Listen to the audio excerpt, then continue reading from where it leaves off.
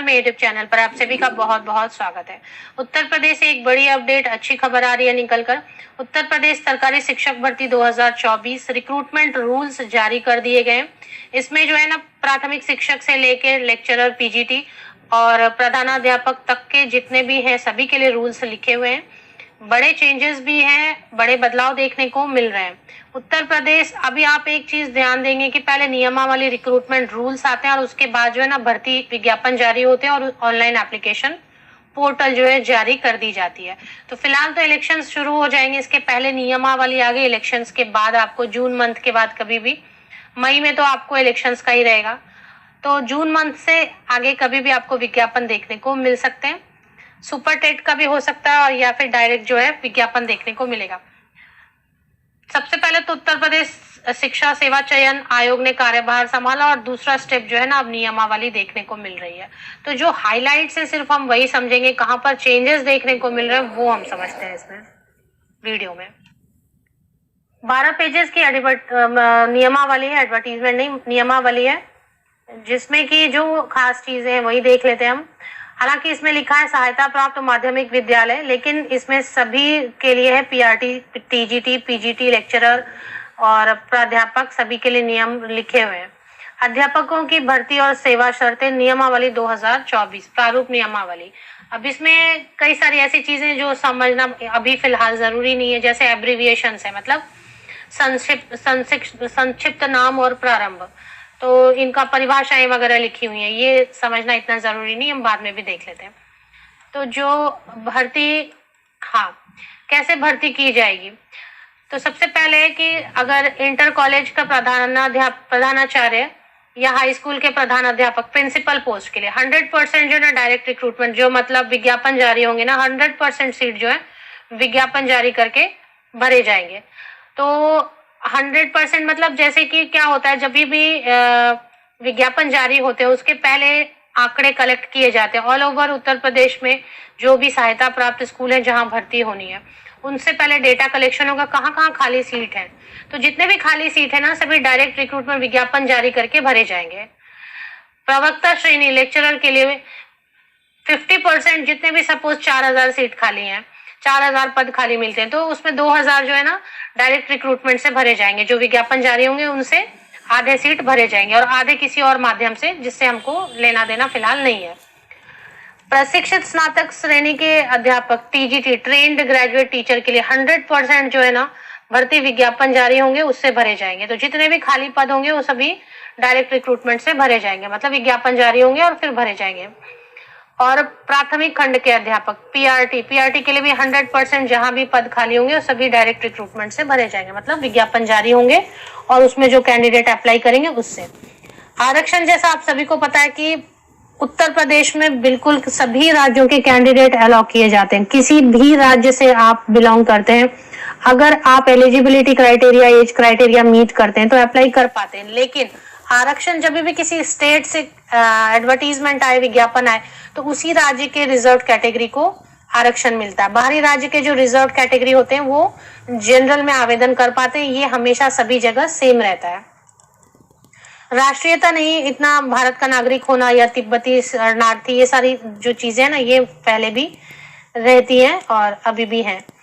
अभी इसमें जो आपको देखने को अलग मिलेगा, शैक्षिक अर्हता, अध्यापक के विभिन्न श्रेणियों के पदों पर सीधी भर्ती के लिए यह आवश्यक है कि अभ्यर्थी के पास परिशिष्ट ख में प्रत्येक पद के सम्मुख निर्दिष्ट अर्हताएं हों। तो परिशिष्ट ख जो है देखेंगे हम, फिलहाल इसमें परिशिष्ट ख नहीं अटैच किया हुआ है। सबसे बड़ा जो चेंज आपको देखने को मिल रहा है, आयु में आपको देखने को मिल रहा है। पहले जो है ना उत्तर प्रदेश से जो भर्ती आती थी पीजीटी, टीजीटी, उनमें ऊपरी आयु सीमा नहीं होती थी। मतलब कोई भी कैंडिडेट, अगर आप 60 इयर्स के भी हैं, 60 साल के भी हैं, लेकिन आप एलिजिबिलिटी क्राइटेरिया मीट करें तो अप्लाई कर पाते थे। बट यहाँ पर इस बार जो है 40 वर्ष रखा गया, मतलब ये जनरल कैंडिडेट के लिए 40 इयर्स अपर एज लिमिट रहेगा। और जो उत्तर प्रदेश के रिजर्व कैटेगरी के, उनको तो एज में 5 साल 3 साल रिलैक्सेशन मिलेगी।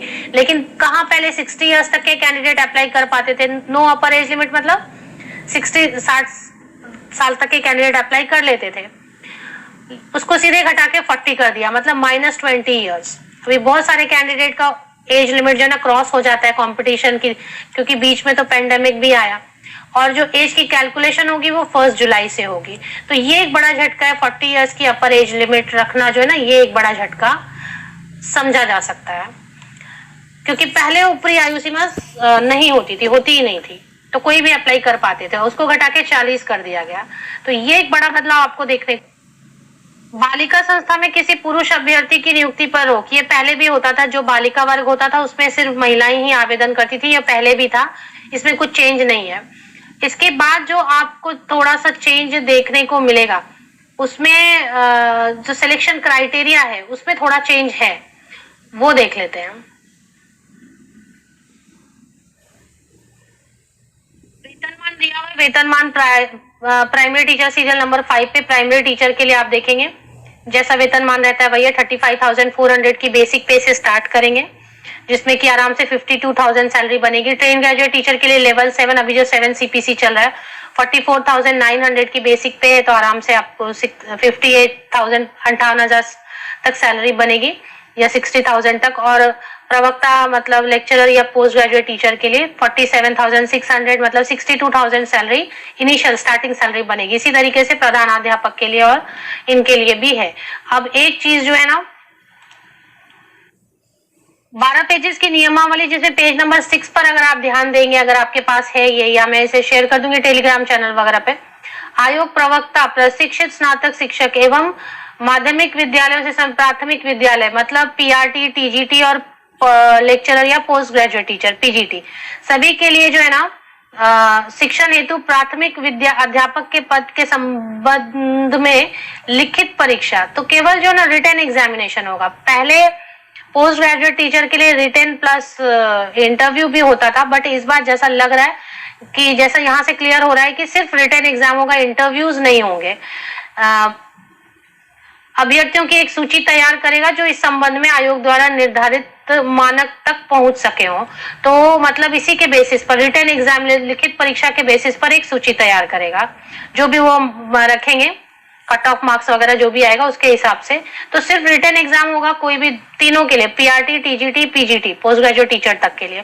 और बाकी जो प्राध्यापक है, ये प्रधानाचार्य प्रधानाध्यापक है, इंटर कॉलेज के प्रधानाध्यापक या हाई स्कूल के प्रधानाध्यापक, इसके लिए लिखित परीक्षा एवं साक्षात्कार आयोजित करेगा। तो जो प्रधानाध्यापक प्रिंसिपल की पोस्ट है, इंटर कॉलेज या हाई स्कूल के प्रिंसिपल की पोस्ट है, उसके लिए रिटन एग्जामिनेशन और इंटरव्यू होगा। तो ये एक चेंज आपको सिलेक्शन क्राइटेरिया में देखने को मिलेगा। जैसे DSSB में कि सिर्फ आप एक एग्जाम दो Tier 1 टीचिंग पोस्ट के लिए और बस हो गया, तो डॉक्यूमेंट वेरिफिकेशन और बस हो गया। जैसे अभी आपने EMRS भर्ती में भी देखा, टीचिंग पोस्ट के लिए सिर्फ एक एग्जाम हुआ, एग्जाम में अगर आप कट ऑफ मार्क्स के अंतर्गत ठीक पाएगा तो फिर डॉक्यूमेंट वेरिफिकेशन। तो अभी यही चेंज इतने ही देखने को मिल रहे, 2 बड़े चेंजेस देखने को मिले, आपके साथ शेयर कर दिया वीडियो में। आगे जो भी विज्ञापन वगैरह जारी होते हैं, इससे रिलेटेड जो भी इंफॉर्मेशन आती है वो आपके साथ शेयर की जाएगी। उत्तर प्रदेश भर्तियों में बाहरी राज्य के कैंडिडेट भी अलाउड रहते हैं।